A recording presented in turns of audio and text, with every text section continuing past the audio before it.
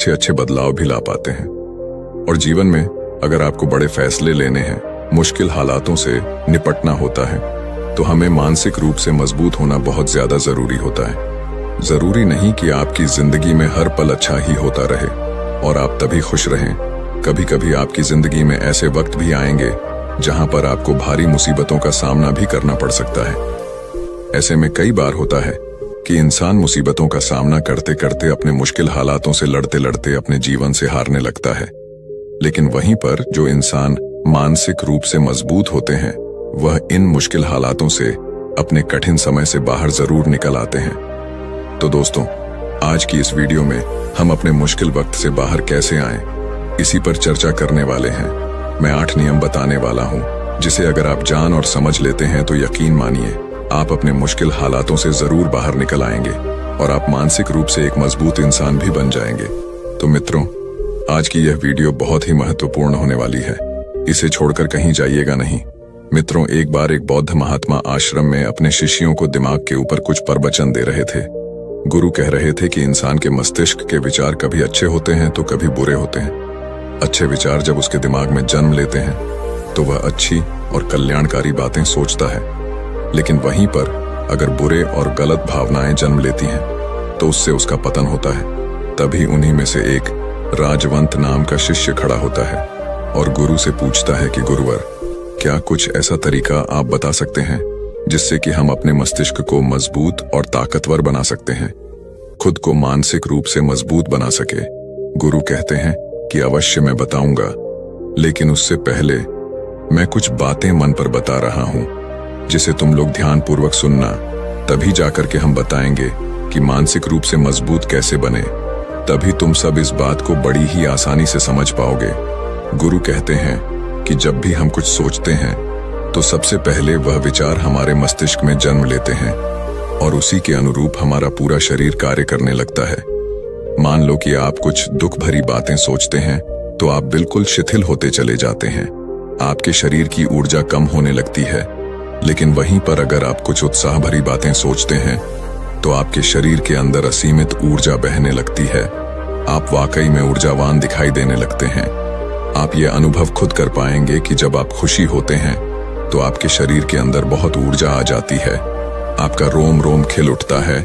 ऐसा इसलिए हुआ क्योंकि आपने अपने दिमाग में कुछ जोश भरी बातें सोची। शरीर तो वही है आपका, लेकिन जब आप दुखी होते हैं तो आपका शरीर बिल्कुल ऊर्जा विहीन हो जाता है। लेकिन जब आपके विचार जोश भरे वाले होते हैं तो आपका शरीर खिल उठता है। यानी हमारा शरीर किस तरीके से काम करेगा, यह सब हमारे मस्तिष्क में उत्पन्न हो रहे विचारों पर निर्भर करता है। अब तुम सबको मेरी बातें बहुत ही अच्छे तरीके से समझ में आएंगी। अब हम बताने जा रहे हैं कि मानसिक रूप से हम मजबूत कैसे बने। गुरु कहते हैं कि मैं तुम सबको 8 तरीका बताऊंगा। अगर आप उन 8 तरीकों को अपने दिमाग में लाते हैं, वैसा ही सोचते हैं, तो यकीन मानिए आपका शरीर भी वैसा ही काम करने लगेगा।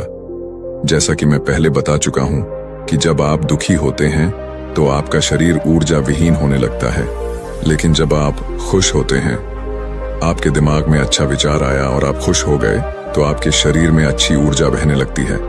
इसका मतलब यह है कि अगर हम वह 8 तरीका जान लें और वही हम अपने दिमाग में सोचे तो हमारा शरीर भी ऊर्जा और जोश से भर जाएगा, अर्थात हम मानसिक रूप से मजबूत बन जाएंगे।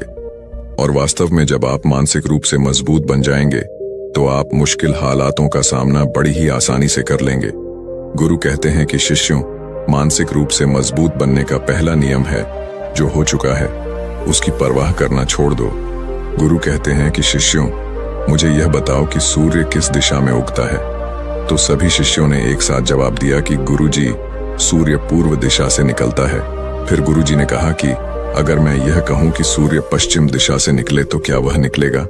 सभी शिष्य कहते हैं कि बिल्कुल नहीं गुरुवर, सूर्य तो पूर्व दिशा से ही निकलेगा, हम उसके स्थान को, उसके जगह को बदल नहीं सकते हैं। फिर गुरु कहते हैं कि मान लो बारिश का मौसम है और अगर मैं यह बोलूं कि बारिश बंद हो जाए तो क्या हमारे बोलने से बारिश बंद हो जाएगी? शिष्य कहते हैं कि नहीं गुरुवर, वह तो मौसम में बदलाव की वजह से होगा।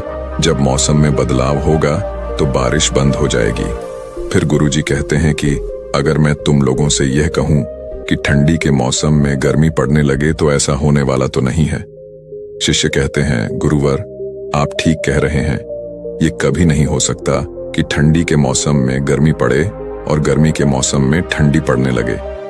ये मौसम तो प्रकृति पर निर्भर करता है, जो कि हमारे बस में नहीं है। फिर गुरु कहते हैं कि ठीक उसी प्रकार अगर जो चीज हमारे वश में नहीं होती है या जो बातें घटनाएं बीत चुकी हैं, अगर हम उन घटनाओं को लेकर के बार बार परेशान होते रहेंगे या उसकी बहुत ज्यादा परवाह करेंगे तो क्या हम भूतकाल की घटनाओं को बदल सकते हैं? शिष्य कहते हैं कि नहीं गुरुवर। फिर गुरु कहते हैं कि अगर तुम उन बीती घटनाओं को लेकर के बार बार चिंता में रहोगे और उस चीज की परवाह करोगे तो तुम परेशान होते चले जाओगे। इसीलिए तुम्हारी जिंदगी में जो घटित हो चुका है, कोशिश करो उसे भुलाने की, और उसका एकमात्र तरीका है कि आप अपने आने वाले समय पर, आने वाले भविष्य पर, आने वाली चीजों पर अपना ध्यान केंद्रित करिए। गुरु आगे कहते हैं कि मानसिक रूप से मजबूत बनने का दूसरा नियम है ध्यान करने की आदत डालें। गुरु कहते हैं कि गौतम बुद्ध जब सत्य की खोज में निकल पड़े थे तो उन्होंने बहुत सारे उपाय किए, बहुत सारे कर्म कांड किए, लेकिन उन कर्म कांडों की वजह से उन्हें बहुत ज्यादा कुछ हासिल नहीं हुआ और उनका शरीर दुबला पतला होता चला गया। लेकिन वह सत्य की खोज करने में असमर्थ रहे। उनके गुरुओं ने उन्हें बहुत सारे कर्मकांड उपाय बताए, लेकिन उन कर्मकांड का कोई मतलब नहीं हुआ। अंत में जब भगवान गौतम बुद्ध स्वयं ध्यान की अवस्था में बैठे तो धीरे धीरे ध्यान की गहराइयों में जाकर के उन्हें वह सारी चीजें लगने लगी जिस चीज की वह खोज में निकल पड़े थे। ध्यान के जरिए वह अपने सभी विचारों पर विजय पा लिए। उन्होंने पापी मार्ग को पराजित किया, काम वासना पर विजय पाई, अपनी हर एक भावना पर वह विजय पा लिए। और यह सब तभी हुआ जब वे ध्यान की गहरी अवस्था में बैठे और कई दिनों तक ऐसे ही बैठे रहे। ध्यान करने से हमारा मन और मस्तिष्क बहुत ही शांत हो जाता है, जिसे कि अगर हम किसी वस्तु पर या किसी के बारे में या किसी चीज के बारे में जब विचार करते हैं तो हमारा पूरा ध्यान उसी पर केंद्रित रहता है। हमारा दिमाग ज्यादा इधर उधर भागता नहीं है और हम चीजों को बहुत ही अच्छे तरीके से समझ पाते हैं। ध्यान ही एक ऐसा तरीका है जो आपको हर तरीके से आपके दिमाग को मजबूत बनाता है। बौद्ध भिक्षु अगर किसी बात पर ज्यादा जोर देते हैं तो वह ध्यान की प्रक्रिया पर ध्यान में कई घंटे तक बैठे रहते हैं, जिससे उनका दिमाग बहुत ही शांत रहता है, उनका मन बहुत ही शांत रहता है, और जिसका मन शांत रहता है वही किसी भी चीज पर अच्छी तरीके से विचार कर सकता है। अर्थात वह मन और मस्तिष्क दोनों से मजबूत होता चला जाता है। ध्यान करने से आपकी सारी वासनाएं आपके नियंत्रण में रहेंगी। आप अपनी इच्छा अनुसार अपनी वासना को अपने वश में किए रहेंगे। गुरु आगे कहते हैं कि मानसिक रूप से मजबूत बनने का तीसरा नियम है बहुत ज्यादा किसी से उम्मीद मत रखना। गुरु ने कहा कि तुम सब अपनी मर्जी से जन्म लिए हो, अपनी मर्जी से ही गर्भ का चुनाव किए हो, लेकिन इंसान जन्म लेने के बाद वह यह सब भूल जाता है कि उसे क्या करना था क्या नहीं, वह किस लिए जन्म लिया था, और जन्म लेने के बाद वह तमाम तरह की वासनाओं से ग्रसित हो जाता है। इस संसार की मोह माया में वह बहुत ज्यादा परेशान हो जाता है।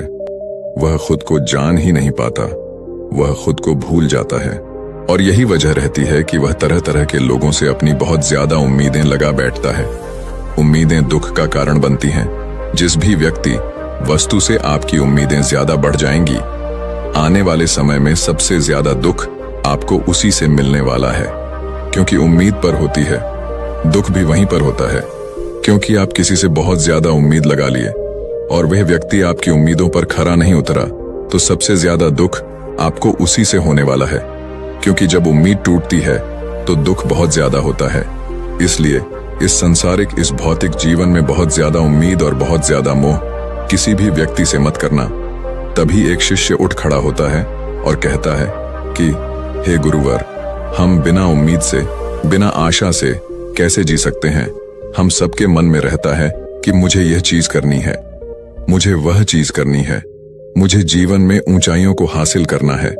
बिना उम्मीद के तो हम लोग जीवन में आगे बढ़ ही नहीं सकते।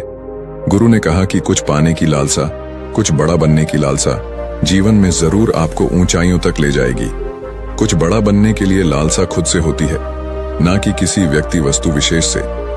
मैं यहाँ पर लोगों के बारे में बात कर रहा हूँ कि अगर तुम यह सोचो कि मेरा दोस्त मेरे साथ हमेशा खड़ा रहेगा, या मेरे लिए मेरे साथ हमेशा खड़ा रहेगा, या आप जो सोचे वह सामने वाला इंसान आपके लिए वैसा करे, तो यह सभी चीजें बहुत ज्यादा उम्मीद और मोह को बढ़ावा देती हैं। बहुत ज्यादा उम्मीद किसी से मत रखना, खुद से उम्मीद रखोगे